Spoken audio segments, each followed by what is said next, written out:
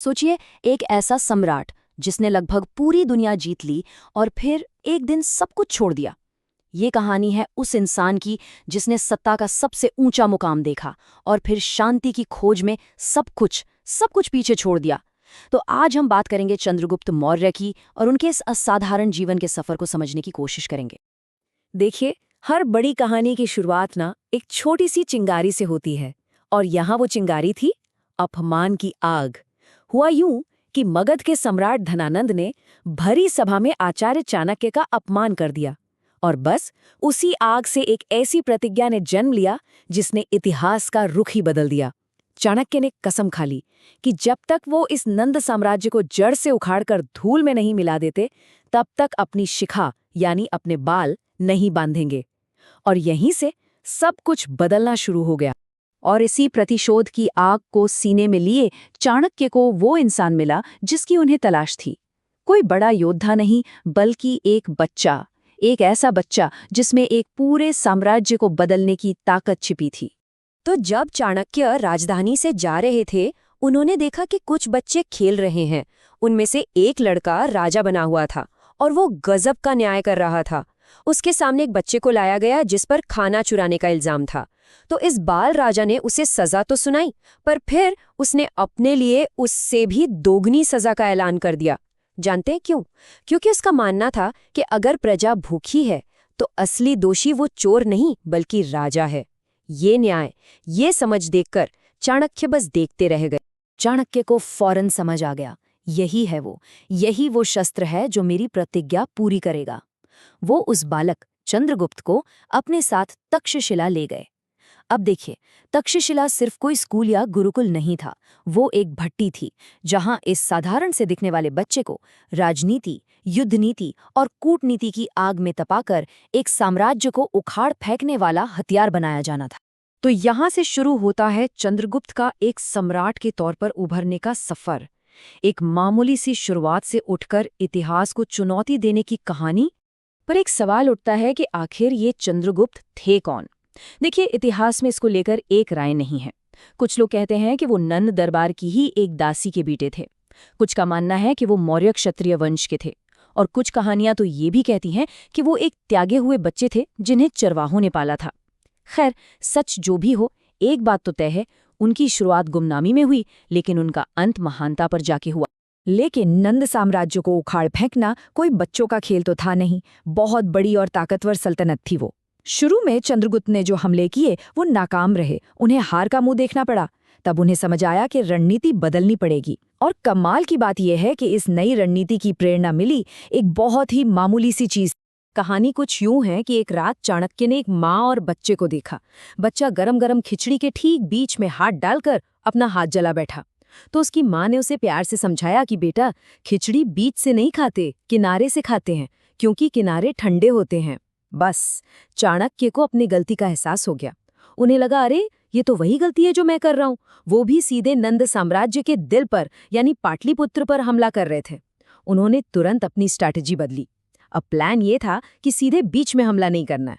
पहले किनारों को जीतो, मतलब आसपास के राज्यों को जीतो, साम्राज्य की सीमाओं को कमजोर करो, और फिर जब केंद्र अकेला पड़ जाए तब उस पर आखिरी वार करो।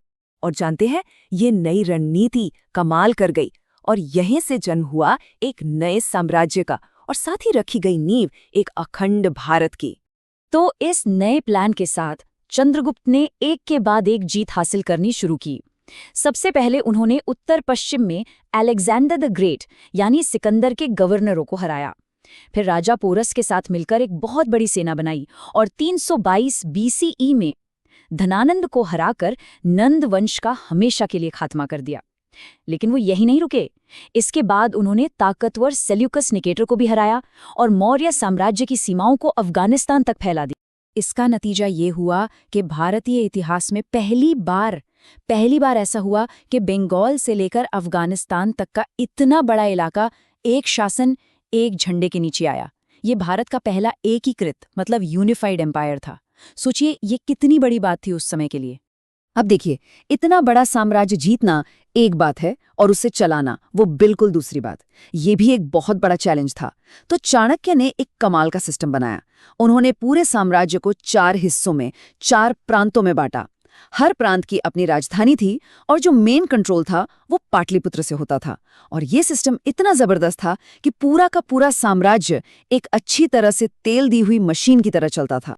लेकिन इस साम्राज्य की चमक दमक के पीछे एक सम्राट का गहरा निजी दर्द भी छिपा हुआ था। कहते हैं ना, सत्ता की कीमत बहुत भारी होती है और चंद्रगुप्त को ये कीमत चुकानी पड़ी। चाणक्य की एक बहुत ही अजीब लेकिन कारगर नीति थी। वो चंद्रगुप्त को हत्या की साजिशों से बचाने के लिए उनके खाने में रोजाना बहुत थोड़ी सी मात्रा में जहर मिलाते थे। जी हाँ, जहर, ताकि धीरे धीरे राजा का शरीर जहर का आदी हो जाए और उन पर किसी भी जहरीले हमले का असर न हो। लेकिन एक दिन एक बहुत बड़ी अनहोनी हो गई। चंद्रगुप्त की गर्भवती पत्नी रानी दुर्धरा ने अनजाने में वही खाना खा लिया जो राजा के लिए तैयार किया गया था, जहर वाला खाना। जब तक चाणक्य को इसका पता चला तब तक बहुत देर हो चुकी थी। जहर अपना असर दिखा चुका था। रानी की जान नहीं बचाई जा सकी। रानी अपनी आखिरी सांसें गिन रही थीं और मौर्य वंश का अगला वारिस, उसका भविष्य, उनके गर्भ में था। अब सवाल ये था कि क्या उस अजन्मे बच्चे को बचाया जा सकता था? उस नाजुक मौके पर चाणक्य ने एक बहुत ही साहसी और उस समय के हिसाब से अविश्वसनीय फैसला लिया। उन्होंने रानी का गर्भ काटकर बच्चे को बाहर निकाल लिया, ठीक उसी पल जब रानी की मृत्यु हुई। और जब उस नवजात शिशु को बाहर निकाला गया तो कहते हैं कि जहर की एक बूंद यानी एक बिंदु उसके माथे पर गिर गया, जिससे वहां एक निशान बन गया। और इसी वजह से उस बच्चे का नाम रखा गया बिंदुसार। इस भयानक त्रासदी और सत्ता के शिखर को छूने के बाद चंद्रगुप्त के जीवन का आखिरी अध्याय शुरू होता है। और ये अध्याय शायद उनकी पूरी जिंदगी का सबसे हैरान करने वाला हिस्सा है। ये सफर है सिंहासन से संन्यास तक का। सोचिए, करीब 23 साल तक एक इतने बड़े साम्राज्य पर राज करने के बाद चंद्रगुप्त ने सब कुछ छोड़ दिया। उन्होंने अपने जीवन के आखिरी साल एक सन्यासी की तरह बिताए। मतलब जिंदगी के 2 बिल्कुल अलग, एकदम उलट हिस्से। ये बदलाव वाकई में सोचने पर मजबूर कर देता है। जरा कल्पना कीजिए, एक तरफ सम्राट चंद्रगुप्त, जिसके एक इशारे पर लाखों की सेना चलती थी, और दूसरी तरफ जैन भिक्षु चंद्रगुप्त, जिसके पास तन के कपड़ों के सिवा कुछ नहीं था। एक का लक्ष्य था दुनिया पर राज करना, दूसरे का लक्ष्य था खुद पर विजय पाना, यानी मोक्ष। उन्होंने अपना राजपाट अपने बेटे बिंदुसार को सौंपा और दक्षिण भारत की तरफ निकल पड़े। और वहां जाकर उन्होंने जैन धर्म की एक बहुत ही गहरी और कठोर साधना को अपनाया। इसे कहते हैं सल्लेखना। ये अपनी इच्छा से उपवास के जरिए शरीर को त्यागने की एक प्रक्रिया है। इसमें धीरे धीरे खाने और पानी को छोड़ दिया जाता है ताकि आत्मा को शुद्ध किया जा सके। और बस इसी तरह दक्षिण भारत की एक छोटी सी गुफा में भारत को एक करने वाले पहले सम्राट, करोड़ों लोगों के राजा ने उपवास के द्वारा शांति से अपनी देह त्याग दी। वो अपना विशाल साम्राज्य, अपनी विरासत, सब कुछ पीछे छोड़ गए।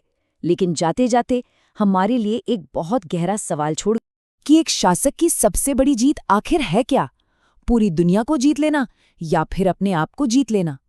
चंद्रगुप्त मौर्य ने अपनी जिंदगी में दोनों किया और उनकी कहानी आज भी हमें इसी सवाल पर सोचने को मजबूर करती है।